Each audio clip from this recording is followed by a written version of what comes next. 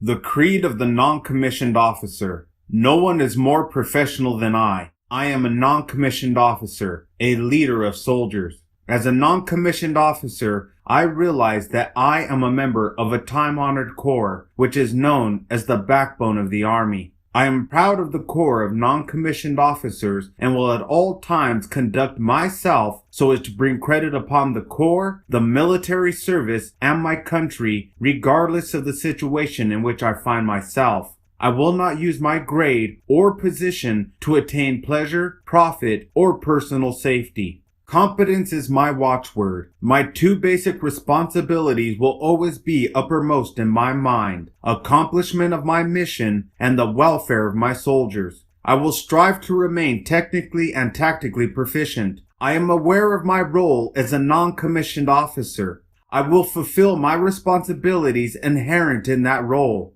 All soldiers are entitled to outstanding leadership. I will provide that leadership. I know my soldiers, and I will always place their needs above my own.